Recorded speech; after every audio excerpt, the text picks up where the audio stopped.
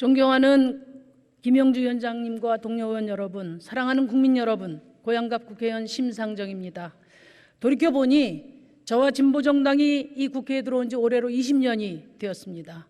제가 오랜 노동운동을 뒤로하고 정치의 길에 들어선 이유는 하나였습니다. 국회 담장을 넘지 못하던 보통 시민들의 목소리를 대변하고 사회적 약자의 한숨과 울분에 반응하는 정치를 위해서였습니다. 작지만 진보정당이었기에 만들어온 성과가 적지 않았습니다.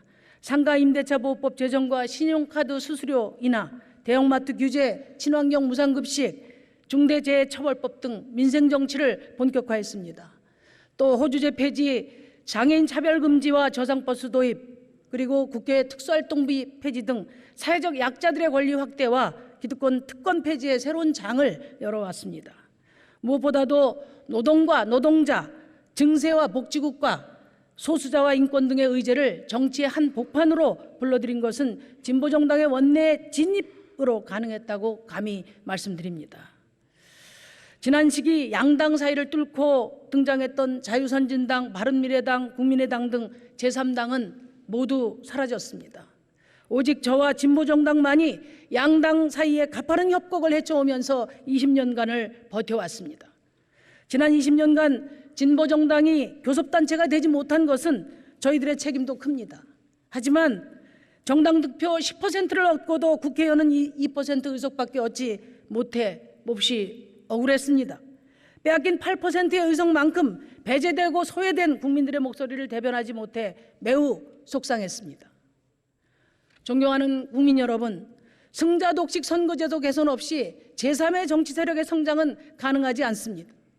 또 정치적 내전 상태라고까지 불려지는 사생결단의 정치로는 극심한 불평등, 지역소멸, 인구절벽, 기후위기 등 국가적 명운이 달린 문제를 조금도 해결할 수 없습니다. 정치인들의 착한 선언만으로는 불가능합니다. 대화와 타협의 민주주의를 뒷받침할 수 있는 제도 개혁이 필수적입니다. 시민의 더 나은 삶을 위해서, 정의로운 대한민국의 미래를 위해서 사력을 다해 정치를 바꿀 수 있도록 국민 여러분께서 제도 개혁에 큰 힘을 실어주실 것을 간곡하게 요청드립니다. 승자 독식 소선거구제는 36년 양당 체제의 철옹성이었습니다. 단 한 표가 당락을 가르기 때문에 선거 때마다 절반에 가까운 표심이 버려졌습니다. 국민을 닮아야 될 국회가 처음부터 유권자 절반을 배제하고 구성되어 왔던 것입니다. 이런 낮은 비례성을 보완하기 위한 제도가 바로 비례대표 제도입니다. 그 비율은 고작 15.7%에 불과해서 보완 기능이 매우 취약했습니다. 10%의 정당 지지율로 2% 의석만 차지하는가 하면은 특정 지역에서는 50%대 지지율로 90%의 의석을 독점하기도 합니다. 가장 공정해야 될 선거제도가 가장 불공정한 결과를 낳고 있습니다.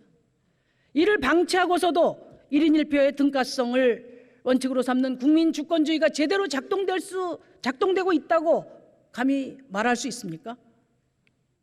또 21대 총선 당시 2030의 유권자 비중은 31%지만 현재 이 자리에 있는 우리 청년 국회의원 수는 4%에 불과합니다. 그러니 우리 국회가 청년들의 절박성을 제대로 이해할 수 있습니까? 유권자의 절반이 여성인데 여성 국회의원은 19%에 불과합니다. 우리 국회가 성폭력과 성차별의 고통을 책임 있게 다룰 수 있습니까? 그럼에도 검사, 판사, 변호사 등 법조인 출신은 46명이나 됩니다. 정치로 풀어야 할 쟁점들을 껄핏하면 법원, 헌법재판소로 가져가는 정치의 사법화와 그에 뒤따른 사법의 정치화가 과연 이와 무관하다고 말할 수 있습니까? 존경하는 국민 여러분, 선거제 개혁은 곧 제밥그릇 챙기기 아니냐, 이런 비판이 있습니다. 예, 우리 정의당도 국민이 지지해 주시는 만큼 의석수를 얻고 싶습니다. 우리 사회 가장 낮은 곳에서 차별과 불평등의 눈물 흘리는 그런 분들에게 손 내밀고 작은 힘이나마 보태서 세상의 변화를 앞당기고 싶기 때문입니다. 하지만 정의당이 아니어도 좋습니다. 이 국회에 청년과 여성의 목소리가, 그리고 노동과 녹색의 의제가, 또 소수자와 약자의 권리가 더 많이 반영될 수 있다면 정의당이 아니어도 좋습니다. 국가적 난제와 세계적 도전에 당당히 맞설 수 있는 다당제 협력 정치로 이어질 수 있다면, 또 다양한 해법을 가진 여러 정당들이 국회에 더 많이 들어올 수 있다면 그게 정의당이 아니어도 좋습니다. 존경하는 동료 의원 여러분, 지난 위성정당 사태는 다시는 반복되지 말아야 할 민주주의의 큰 오점이었습니다. 그러나 위성정당의 출연을 제도의 탓으로 돌리는 것은 정직하지 않습니다. 정치권의 충분한 합의가 전제되지 못해서 비롯된 일인 만큼 저부터 성찰하겠습니다. 이번만큼은 확고한 합의를 통해서 선거제 개혁이 이루어질 수 있도록 함께 노력했으면 좋겠습니다. 더불어민주당은 지난 대선에서 위성정당 추진에 대해서 사과했고 다당제 연합정치로의 정치교체를 국민들에게 약속했습니다. 국회의원 선거구제를 바꾸는 것이 권력 한번 바꾸는 것보다 잡는 것보다 훨씬 더 정치 발전을 가져온다. 독일의 권역별 비례제도가 제일 좋지만 도농복합 선거구제라도 한나라당이 받아들이기만 하면 차선이 될 수 있다고 생각한다. 노무현 전 대통령님의 이런 절실함으로 선거제도 개혁에 앞장서 주실 것으로 믿습니다. 국민의힘은 집권 여당입니다. 국회 불신을 자극하고 정치 혐오에 편승할 여력이 없습니다.